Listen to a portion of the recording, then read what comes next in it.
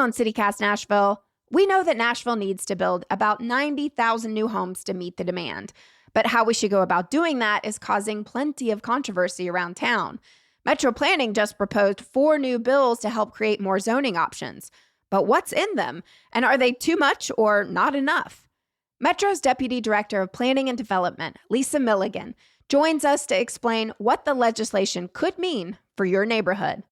And real quick, a news story broke yesterday revealing that April Calvin, director of the Office of Homeless Services, quietly created a housing program outside of protocol and handpicked who could receive housing through it. We'll have full coverage on this story Friday, so please stay tuned for that. It's Wednesday, October 29th.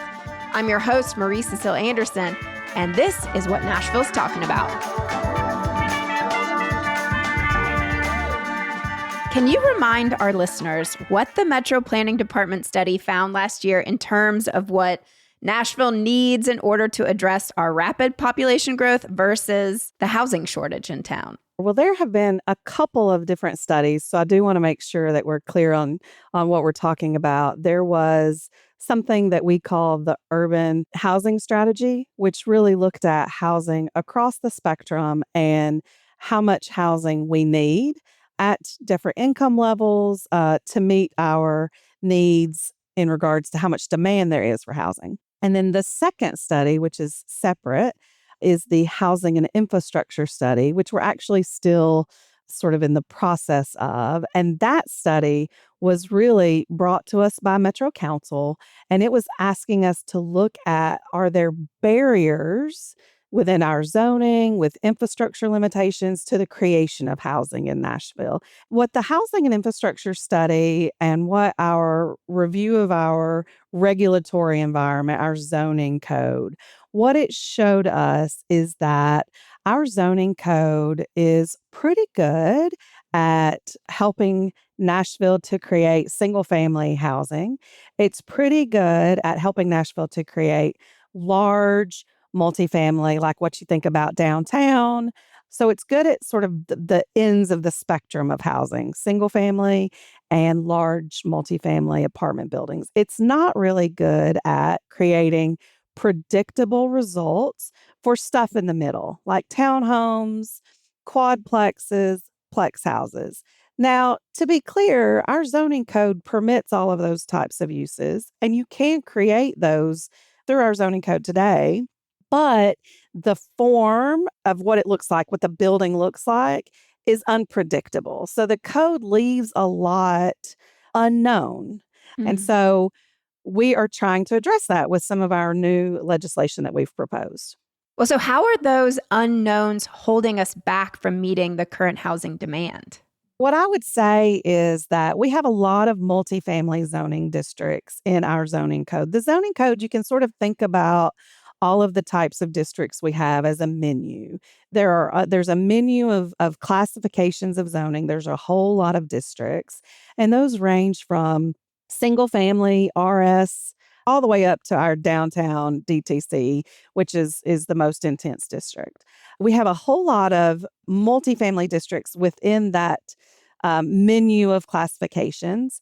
But what they do is they set certain limits. They might tell you how far away you need to be from a property line or what the absolute maximum height is. But beyond that, they don't tell you a lot about what you're going to get. So if someone had a large property that was zoned for multifamily, we might know they can get 50 units on that property. Beyond that, the code is not going to tell us what kind of units those are. So it's not going to tell us, is that a house court? Is that townhomes? Or is that a large multifamily building that has blank wall that doesn't have any design characteristics? And so that's what we're trying to do with these new districts that we are proposing, is to create some predictability for neighbors so that they can understand what might happen, throughout the city. Well, I'm excited then to get into these new districts. So Metro Planning has now introduced 4 new bills to Metro Council pertaining to zoning. Can we go through them together? Yes, I would love to, sure. And if I have any dumb questions, I'm really trying to understand this. I'd be happy to go through them. And we recognize that zoning is very complex. It is. Um, Not everyone, reads zoning codes for fun like I do. And what we want to make sure that we're having, residents understand is that we really are wanting to improve the design outcomes of smaller multifamily buildings through these changes. We're also wanting to improve options, improve livability of our city. Those are the main goals. So I'm going to walk through sort of each one, and I'll just do them one at a time, and I'll stop and you can ask questions if you want about what the proposals are. So the first bill is the creation of two new zoning districts, which are called residential neighborhood and residential limited.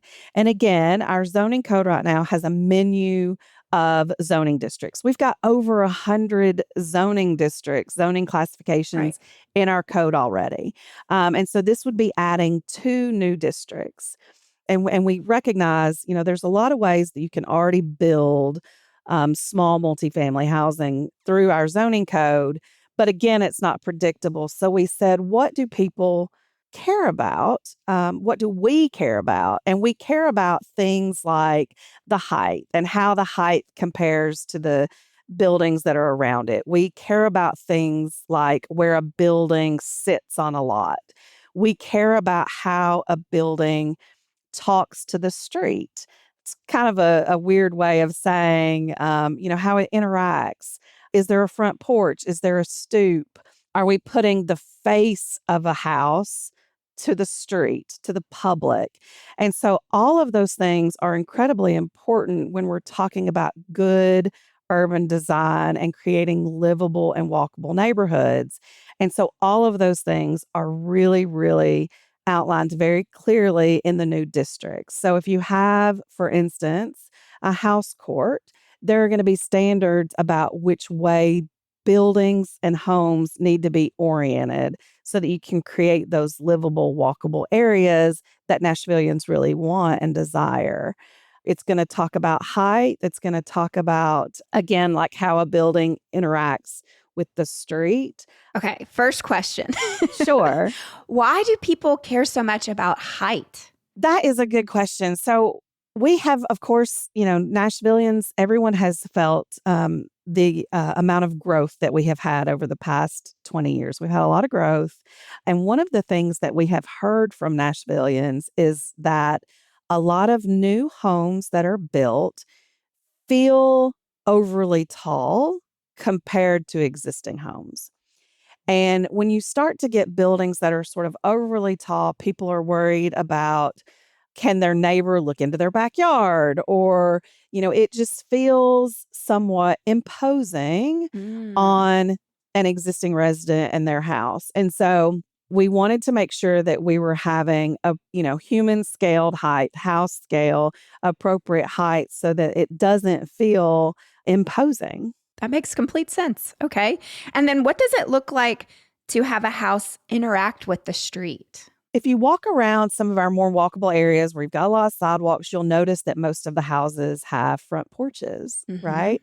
A lot of those are alley loaded potentially. So the front of the house is for people. You have sidewalks, you have front porches that are fronting out onto the yard. It allows for a bit of a blur between your private space, which is your home, and the public space, which is, the street and the sidewalk, and creates that interaction between a person and the place that they live and call home. I often will sit on my front porch in the evenings, and it's an opportunity for me to talk to my neighbors as they're walking their dogs down the road. And so that's what we're talking about when we're talking about putting a friendly face on a house or having a home interact with the street. It's a way to create community and to draw people into their neighborhood. That makes total sense to me. Okay, great.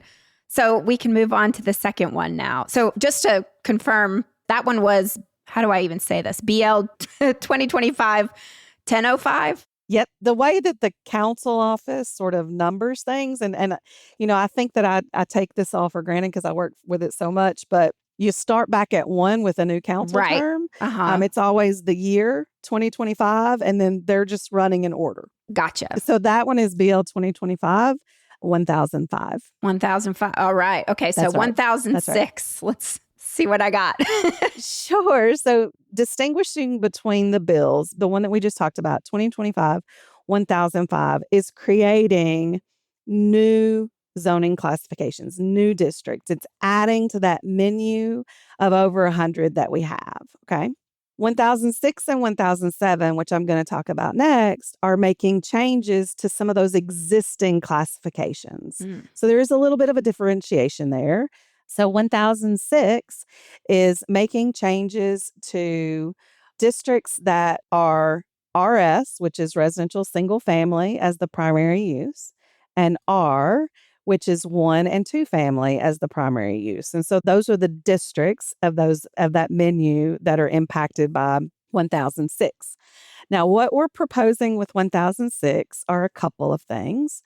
First, we're proposing to reduce the height that is permitted in most R, 1 and 2 family, and RS, single family zoning districts. And so we're proposing to actually reduce the height. Right now, within an area of town that's called the urban zoning overlay. And really, that's just a technical term for sort of the old city boundaries of Nashville before Nashville became a metro area. Within that urban zoning overlay right now, new homes can be 3 stories and 45 feet tall. And what we have heard from residents is that it really does create new homes that are unexpectedly large. When you start talking about, 3 stories and 45 feet, some of them can get up to close to 50 feet tall. And so we've heard that again and again that that's a real problem. So what we're proposing is that they be brought down to 2.5 stories and 35 feet, down from 3 stories and 45. We think that what that will do is it will give Nashvillians who have experienced change in their neighborhood with new construction of 1 and 2 family homes, it will bring those heights down so that they do just feel less imposing on existing neighborhoods.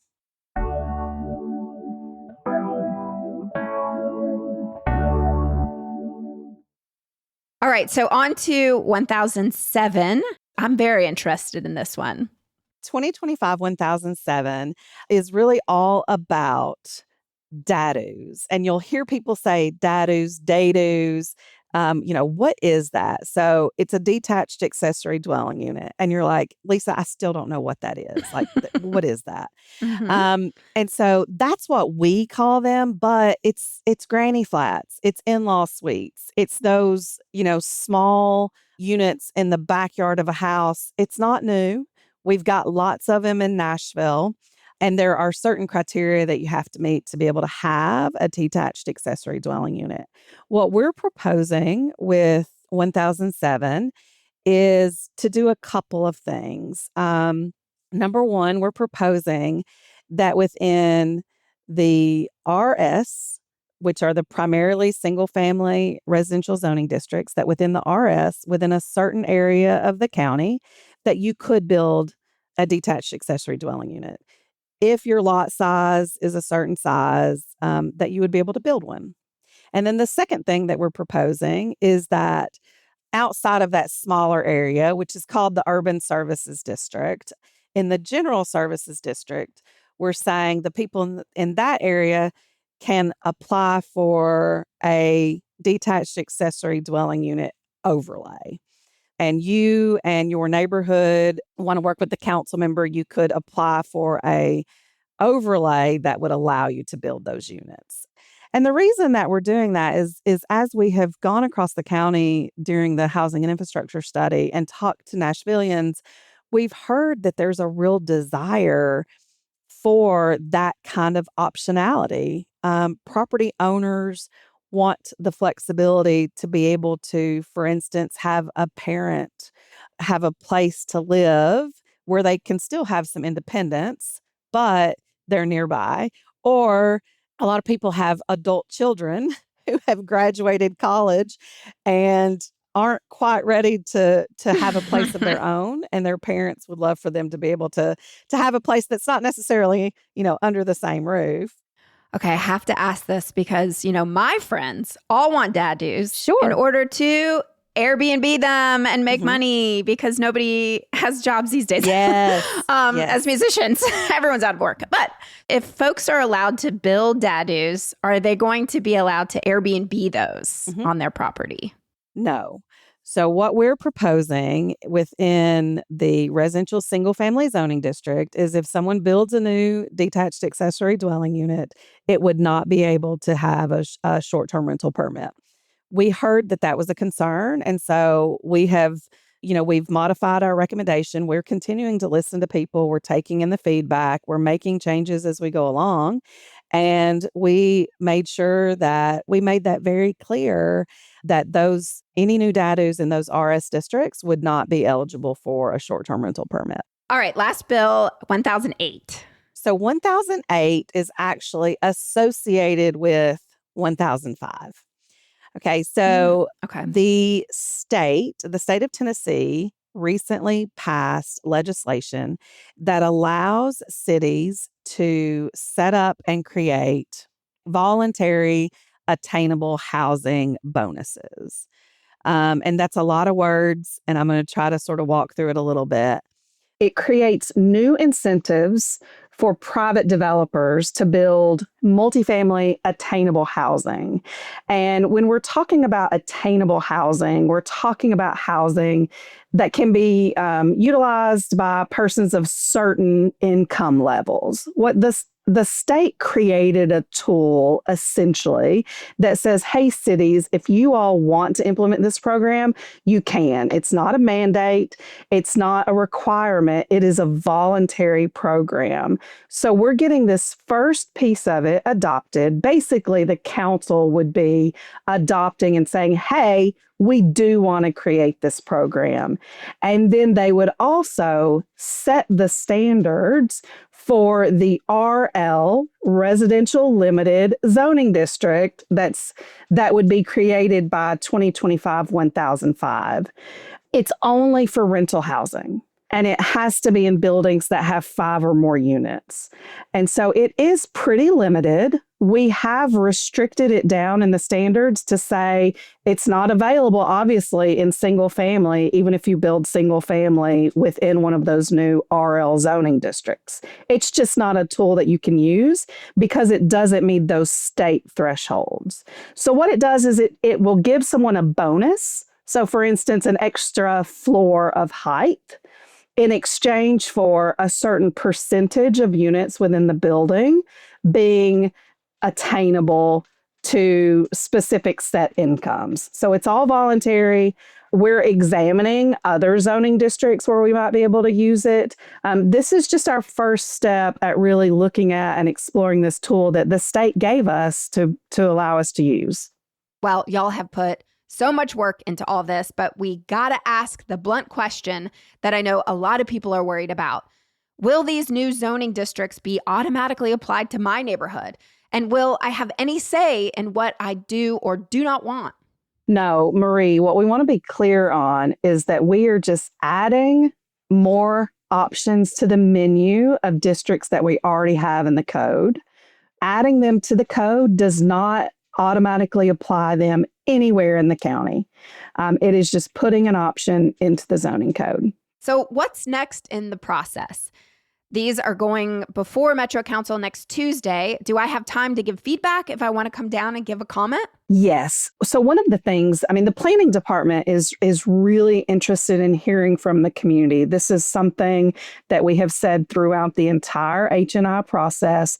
We've had a lot of opportunities for people to be involved throughout the process, including several community meetings across the county, office hours that we set up both in person and virtual. And we have been listening and taking that feedback and modifying the proposals as we move along. We heard people saying that they were really concerned about short-term rentals being available if detached accessory dwelling units are built in single-family neighborhoods. And we said, we heard you. we're going to make sure that that is not on the table. And so we've modified that. And so we're constantly listening, and folks can come out to the council meeting on November 4th, where there will be a public hearing. That's required by both our local codes and by state law. So there'll be a public hearing at the council for everyone to weigh in. And so I think for most people, if you don't understand and sort of work with zoning as much as some of us do, all zoning bills take 3 readings at council. And so these bills are just on second reading on November 4th. And so then there would still be additional time after that before they get to their final hearing. I currently live in a 46-unit horizontal property regime community.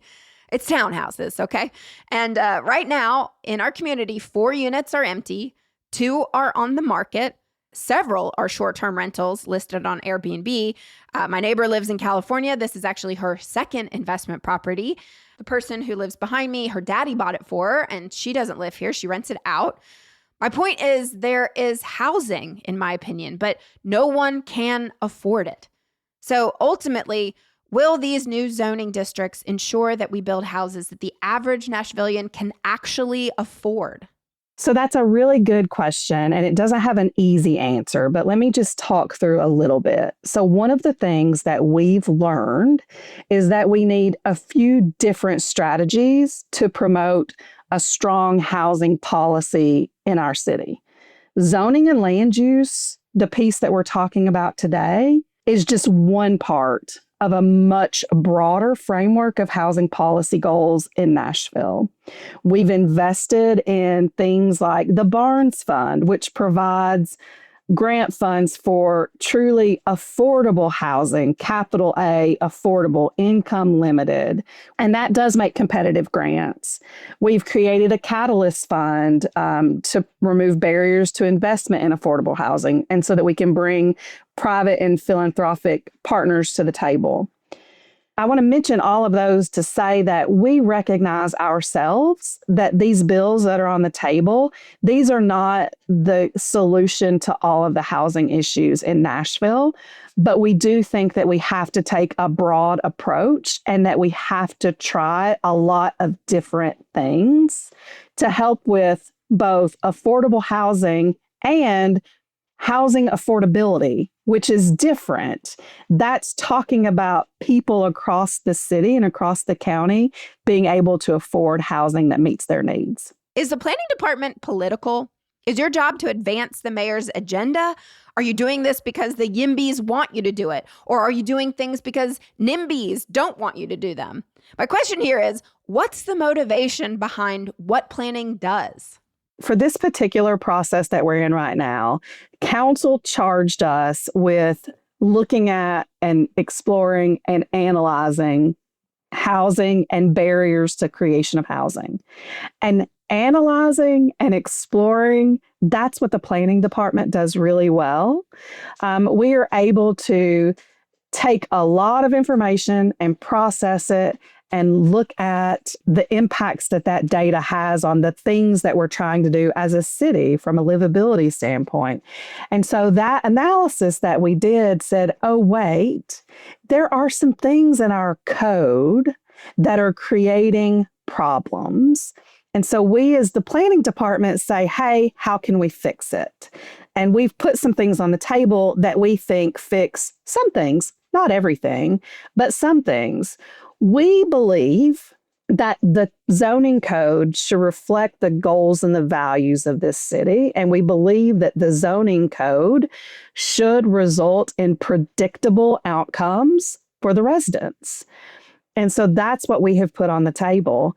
I had someone sort of pose the question of, you say we need 90,000 units. What if we really don't need that many? Why are you doing this?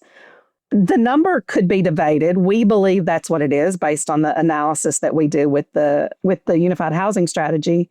But the point is no matter if we're growing really quickly or more slowly, we need predictable, good design outcomes, and these proposals advance that goal. Thank you, Lisa, so much for taking time today to explain all of this. You made it so very clear. And I really hope that our listeners will go to council on Tuesday. And in the meantime, if they have any questions at all, can they reach out to planning and ask y'all directly? Oh, yes, of course. We do have a website that we've set up that's specific for the housing and infrastructure study. And if you actually just search in your search engine of choice, Housing and Infrastructure Study Nashville, it will take you right to that link. On that page, you will find several frequently asked question sheets. You will find videos of past presentations. You will find slide decks of past presentations as well. And contact information on how you can get in touch with us. We love to hear from people that live in this community. We love this city. We love these neighborhoods, and we want to make it a better place. Lisa, thanks again so much for being here. Thank you.